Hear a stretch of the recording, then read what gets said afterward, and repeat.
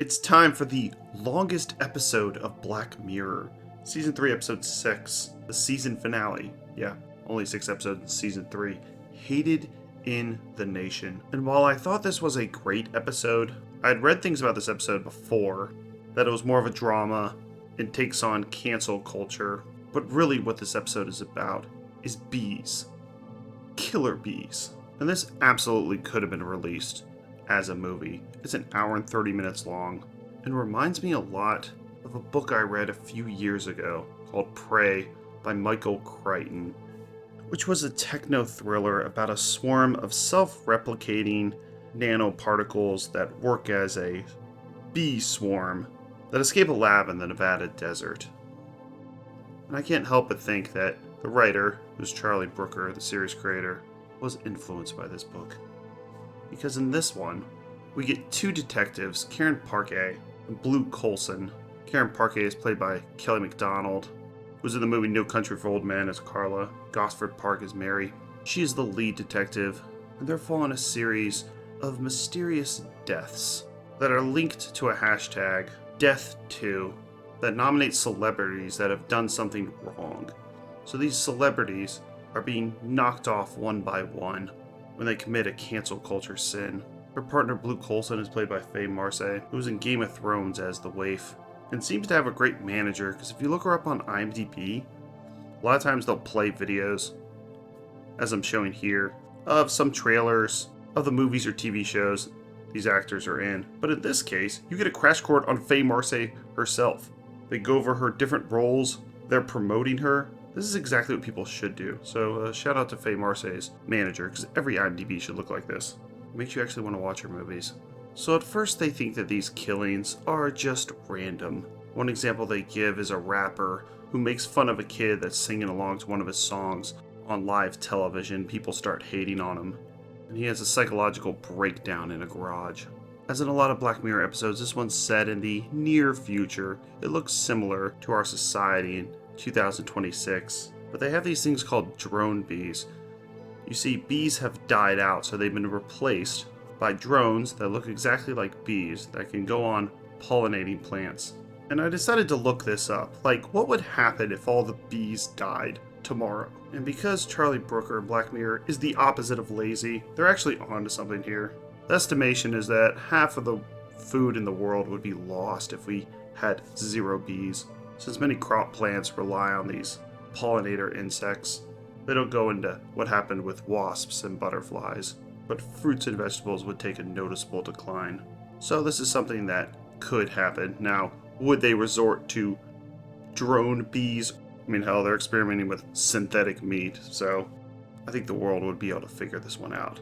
It's not like most of the food people eat now. The days is natural and fresh anyways. But anyways, in this society, they've replaced it with drone bees, and someone has hacked these drone bees and are using them to knock off these celebrities that commit these cancel culture sins. And they do this by flying into people's ear canal and drilling into them. This episode is directed by James Hawes, and he does direct with a sterile, cold, clinical precision.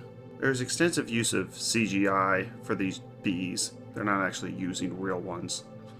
These swarms that come after people are all done with computers, but there's no visual effects. The pacing is slow and methodical, and he uses these shots I love where he pans over to a bee on a flower or to a house, and then he'll start blurring the background and putting the foreground more into focus as he's panning. He does this several times through the episode, and it forces you to focus on what he wants you to focus on. So if he's zooming in on a flower, you're going to be focusing right on there because he's blurring the things around it. While I think there's been a lot of good directors in this series, this fits the style of the episode. This is more mature. There's no humor to speak of. And while it's a thriller, it's a restrained one. There's not too much blood or gore either. I did notice in Britain they do love calling each other the C word though, which is always hilarious to hear to my American ears.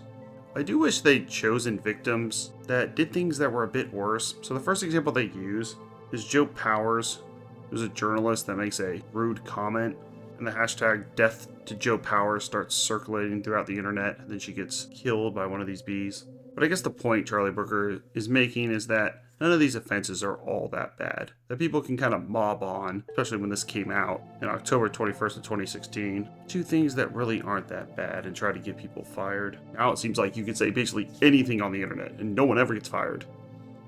But I think things are probably going to swing back to more the way it was in 2017, 2018. These things ebb and flow. You see this with some of the kick streamers that are committing crimes.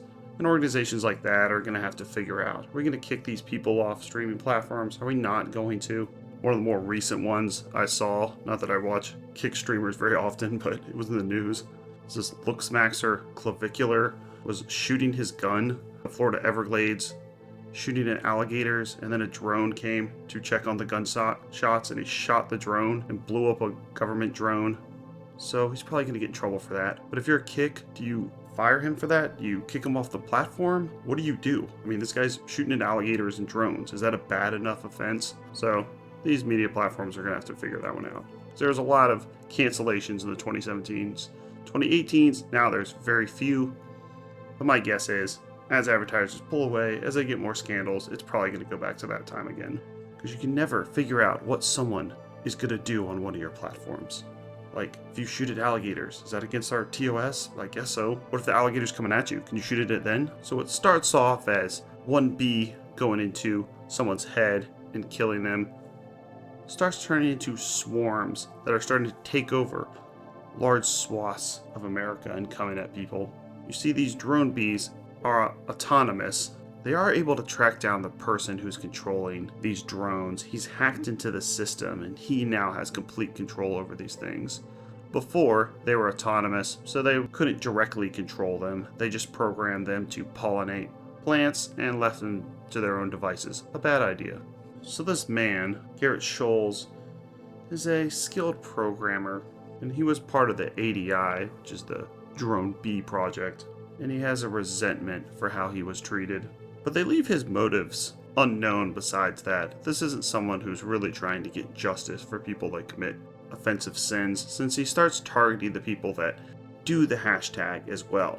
So he targets the people that commit the cancel culture offense and the people that condemn the person and say death to them. So he's just targeting everyone. And I like the fact that they're not trying to moralize too much.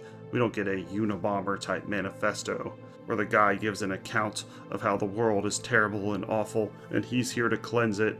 We've seen that many times in movies and TV shows, and it gets a little old. In this case, they're portraying this guy correctly. He really is evil and is just lashing out at everyone with these drone insects. And while we don't see him get caught, they're tracking him down in some undisclosed foreign country and they're hot on his heels. So it looks like they are going to be able to get him. I mean, they're literally following this guy as he's walking away, having no idea that they're tracking him. Since the computer he used to control these drones, he puts in a backpack, throws a few stones in it, and has it sink to the bottom of the ocean. Once again, done in a very methodical and clinical way. You see him put it in the backpack, you see him walk for a little while, and actually see him throw it into the ocean. So what does Hate in the Nation get? I'm going to give it an 8 out of 10. Because the main bad guy, Skulls, is not only targeting the public figures that say things that he disagrees with, he's also targeting the public. Anyone who does this Death to hashtag is going to have this bee attack him. And while it doesn't tell us at the end how many people end up getting killed by these killer bee drones, we just see swarms that break into apartment complexes, and even a shot where they're swarming around a city, so we assume the death toll is extremely high. Charlie Brooker remains politically neutral, which is why this is probably the most discussed episode when it comes to people debating it online. It gets brought up the most out of anything else, because people have all different takes of whether this is him saying cancel culture went too far, or whether he's saying that maybe you should be a little more careful of what you put on the internet. Next up, we're going to cover episode 1 of season 4, USS Callister, widely known as the Star Trek episode. And check out our playlist for the other series that we've covered. We do every single episode of Black Mirror, Are You Afraid of the Dark, Tales from the Dark Side of the Twilight Zone, Monsters, Fear Itself, and memberships are open. Thanks.